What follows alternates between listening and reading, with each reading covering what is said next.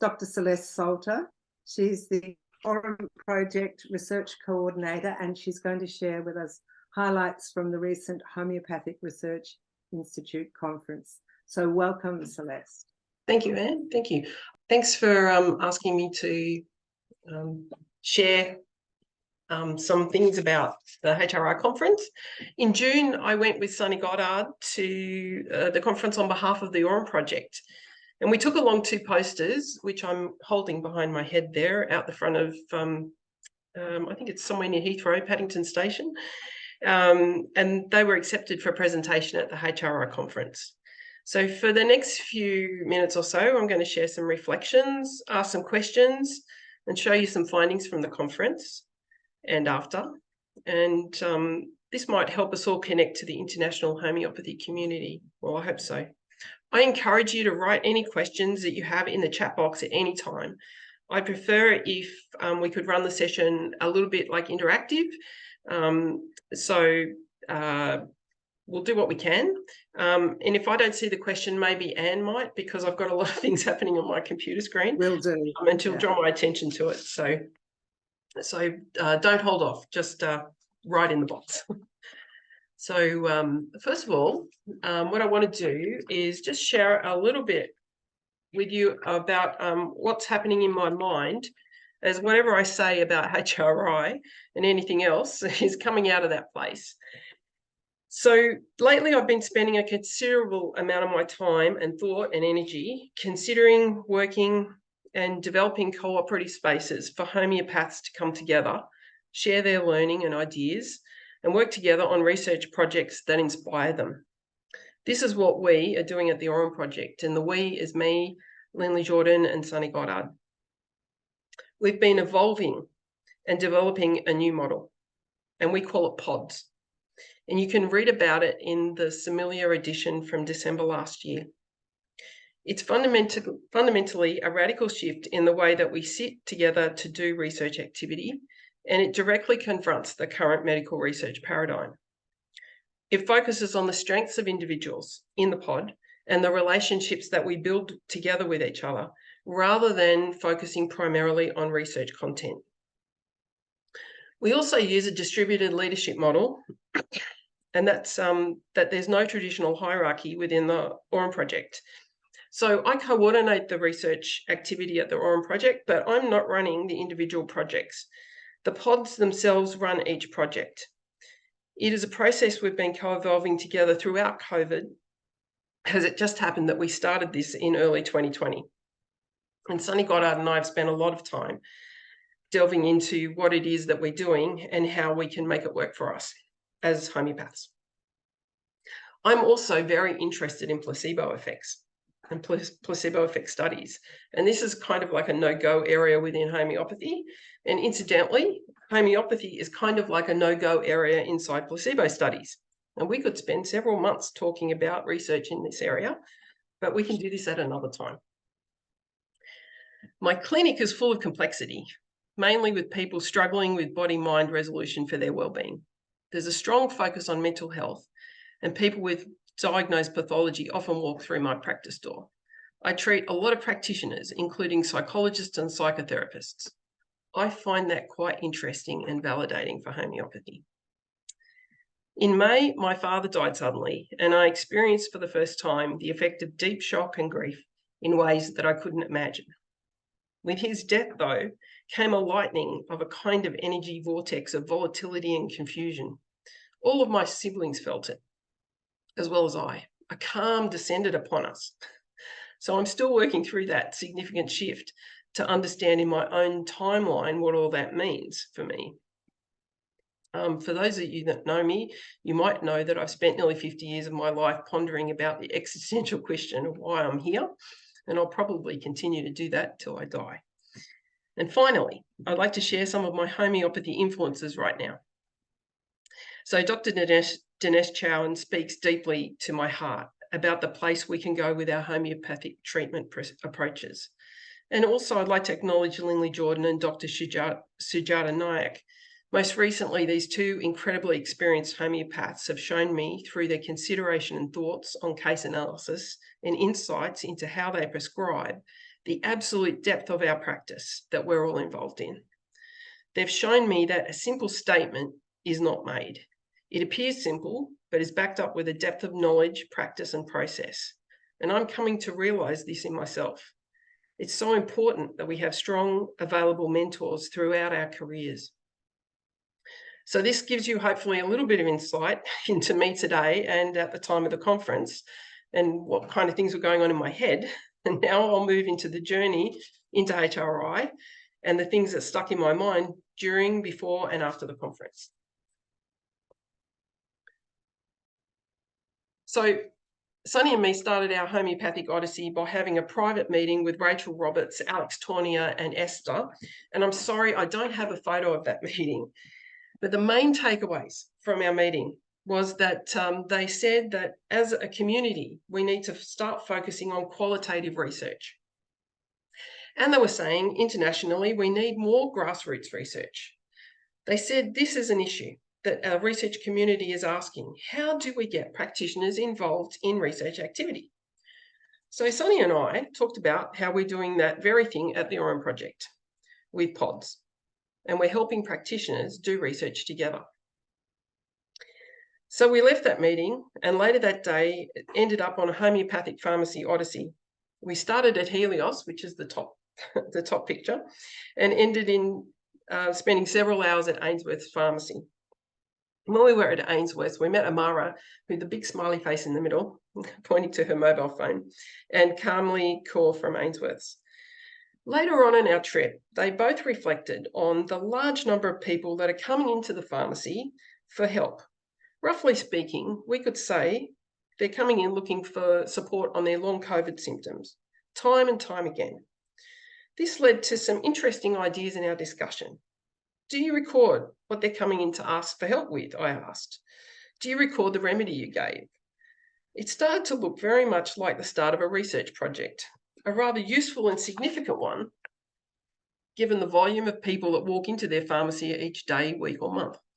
It would seem that there's no such studies so far. So we are seeing together what we can do on this topic. Have you ever seen these pharmacy boxes before? So up here on the top, the green boxes, and behind Amara, there's orange boxes.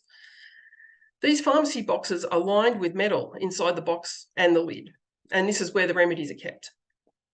This is an particularly important thing to show you, as you will see from the first finding I want to share with you from the HRI conference. So, this is a slide with a title, Cell Phone Emitted Electromagnetic Radiation Nullifies Specific Effects of Homeopathically Prepared Stannum Metallicum in 30X. So, Baumgarten presented the research findings on this study, and the studies were done with researchers from Germany, Switzerland, and Denmark. These are not the actual photos from the study, but they're illustrative of the story I want to share with you. So a series of tests were made on the radiation emitted by a mobile phone on a cress species. And this cress species has had a lot of research done on it when it's prepared with Stannum Metallicum 30X. When it's treated with Stannum Metallicum 30X, it's shown to increase the seedling length, alter the texture, and the fractal analysis of the crystalline patterns in the cress. All of these things indicate a significant positive homeopathic effect when using the remedy on the cress. So then what they did is they exposed that enhanced cress to mobile phone radiation for 14 hours. They turned the mobile phone on as if it's making a call, and had it rotating around the cress. All of the effects, positive effects of Stannum, are completely nullified, all of them. Discussion happened in the room then, well, what about X-rays? And no, the discussion is that X-rays are still okay. It's mobile phone radiation frequency, which is in the same range as microwaves. These nullified the remedy effects. It looks very poor for us to have remedies near mobile phones. And indeed, at both Helios and Ainsworth, and no doubt at Nelson's and also at Simillimum in New Zealand, they keep all of these radiation sources away from their remedies and in these metal-lined boxes.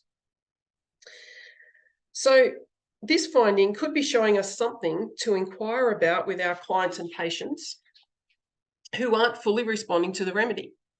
Do they use a phone or other device at night? Or do they wear a phone all day long, for example, a smartwatch? Is a well-indicated remedy not working? Could it be due to mobile phone use?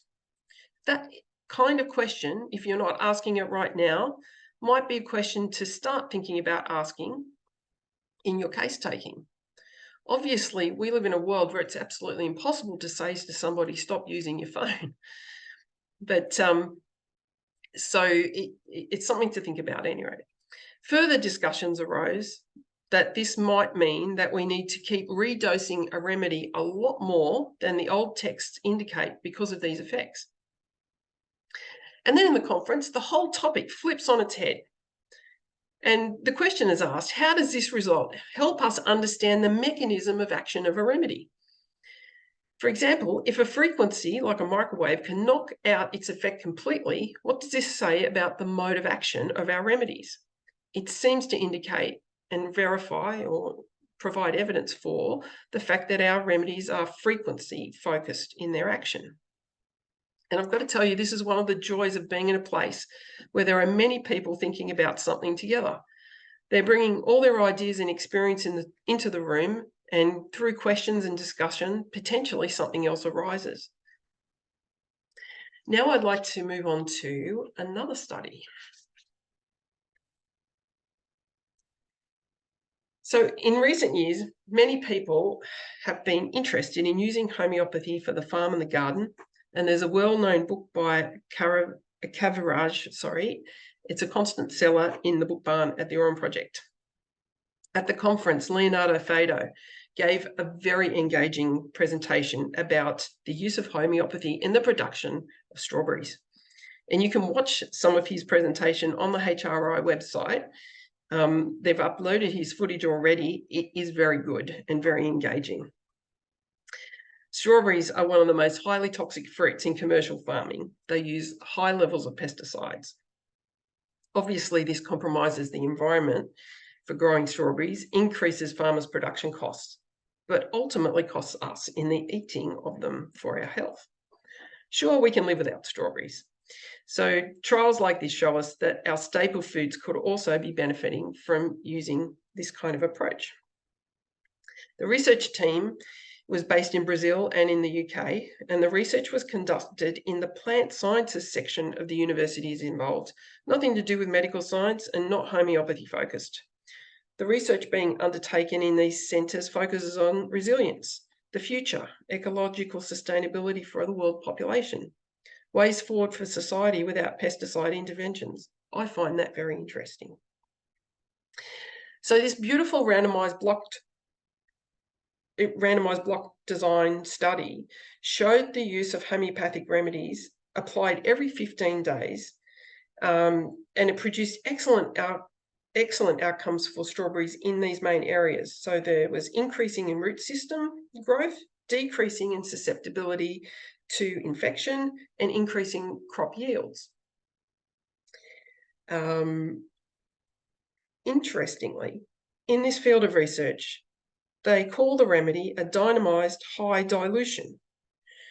They also use 12CH as the potency. But in discussions that I had with Leonardo afterwards, he was very encouraging to use a higher potency. And this is what also happens in research conferences or in these kinds of discussions, is that the things that are written down are one set of things, but the knowledge that people have is much bigger and wider. And so in a discussion, you can get a lot more ideas about things. And of course, if you only had one remedy available, you should make it sulfur. So my home strawberry plot is going to be using this approach this year, and maybe I'll tell you how it goes. Celeste, yeah. can I just interrupt? There is a question where it says in the third row, sulfur and kali. Is that a kali salt? I'm not sure. He just talked about it as if it was as a kali, like a kali salt, but he didn't say like if it was kali phos or kali sulf. it could have been. He was just talking about potassium in a sense. So Right. I don't think it was potassium metallicum, but we'd have to wait for the paper to get stronger clarification on that. But if you had Calisulf or Califos, you could do that as well. And certainly go higher. When I was talking to him, I said, what do you think about going through 30C or 200C? And he said, go as high as you can. So it was very exciting. And on this same sort of topic of homeopathy with food, there was another gentleman, Carvalho from Mexico, and he was talking about using homeopathy in fish farming to reduce the use of antibiotics and disinfectants.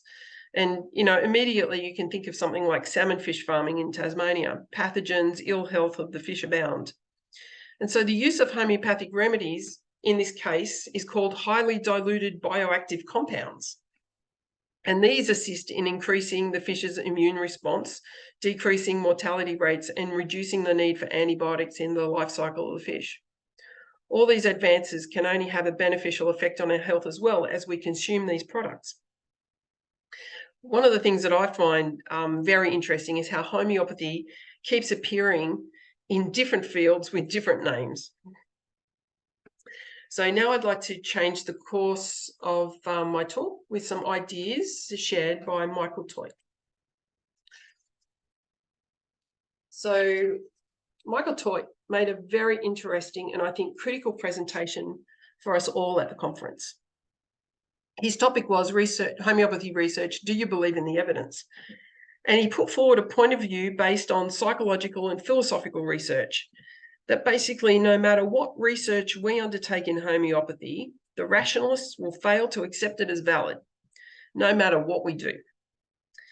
I put here these two images, one of the brain and the other one of the heart, because we're basically in a world that thinks the brain is all that there is.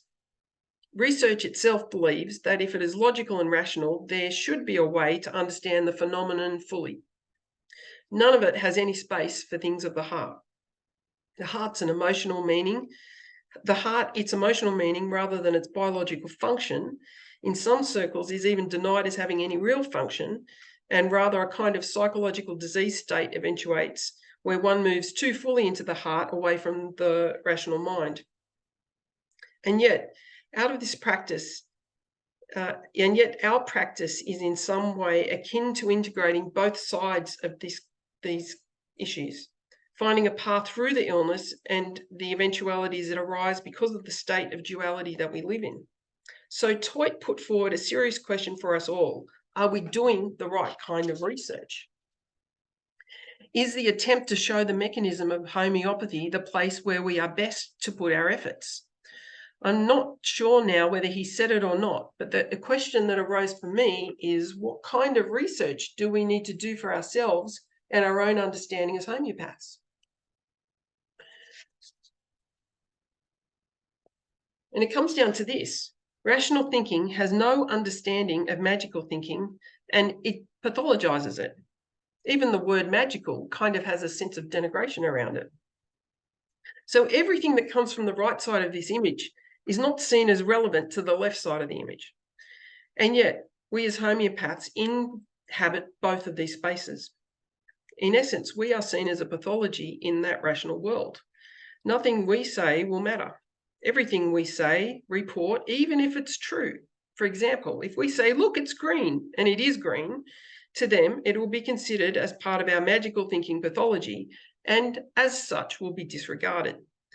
This might be why we are having such hard barriers to overcome in the research space, why the scrutiny for us is hard and tight. You may be aware of a series of experiments in the 1970s called the Rosenham experiments. In this particular set of studies, psychiatry students feigned auditory hallucinations to get themselves admitted into a psychiatric institution. And once they were in there, they proceeded to be normal and record what happened to them as a patient. Their normal behaviour was seen as part of their illness. No one identified that they were not mentally ill. In fact, it took a couple of the students external intervention to get them de-admitted from the hospitals. This kind of mirrors the situation that we're in. That is the thought that Toit has put to us. What do we really want to be doing for ourselves that will make a difference to us? In saying this, it's not that we need to forge a new path and disregard all the advances in research methodology that have evolved in the past 200 years, but we can be more selective and strategic about methodologies that actually reflect what we do and offer in our practice. And to that end, areas of narrative inquiry, phenomenological research, and case studies where the number of participants equals 1 could be the core activities of our research activity. They are what we are doing every single day in clinic. Why would we not reflect that in our research? I find it interesting and curious that at the time of the HRI conference in Munich, the sensation homeopaths were also holding their conference. This has got to say something to us. Even when it comes to research, we fail to schedule and promote across all areas the leading edge activities that we might all be interested in. We fail to integrate even within our own international profession.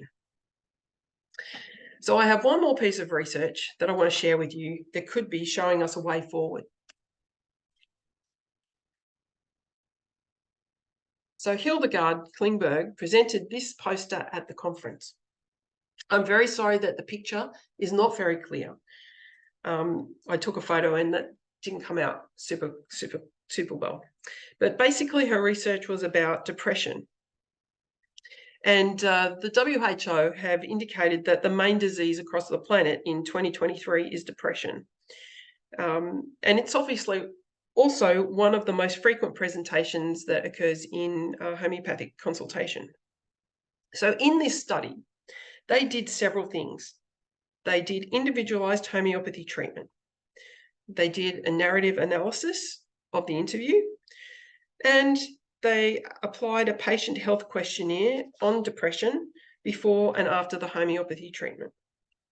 So in this research study, they did examine 10 patients, which was a huge undertaking from the point of view of case analysis and narrative investigation.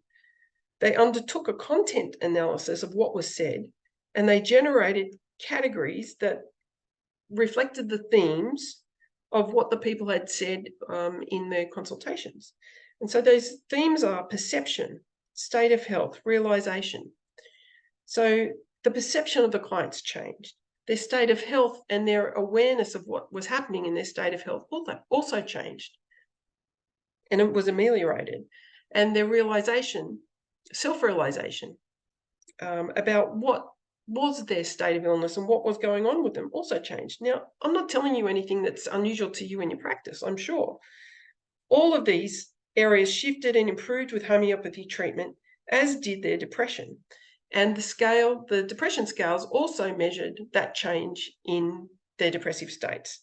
One of the benefits of this approach has been that there were no negative side effects, which was not the case with antidepressive medications. So realization, a broader ability for self-realization and a deeper view of oneself was ascribed. And we see this in our practice. Earlier, I mentioned that one of my areas of interest was placebo effect studies.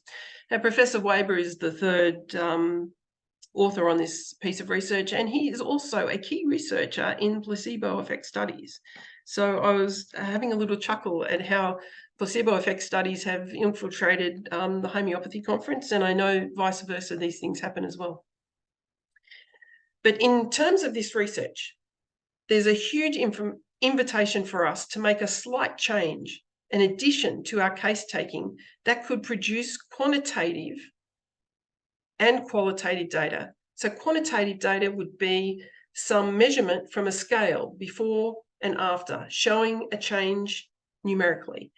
And the qualitative data could show us some concepts or categories of experience. So why should we bother? Well, it makes our cases stronger and will enhance them for publication. But this is not just for us. It's for others who are looking for solutions to their problems, or other practitioners looking for other ways when their techniques are not working. So we are doing a narrative analysis when we are doing our individualized prescription, but we're just missing a few parts, maybe a scale of measurement. And if we come together with a view that we have a lot to offer, support each other, we could be that grassroots movement of homeopaths who are leading the way with publishing our cases. Good cases, strong cases, cases that embrace the narrative as well as the measurement of change. We can do it for ourselves as homeopaths, knowing we are doing a good job for the future generations of homeopaths. And the Aurum Project is a place where you can come together with others and travel this path, bringing your cases to light. We presented 2 posters at the HRI conference, and we'll be presenting a few more in November at the AHA conference. And we're all looking forward to what's possible.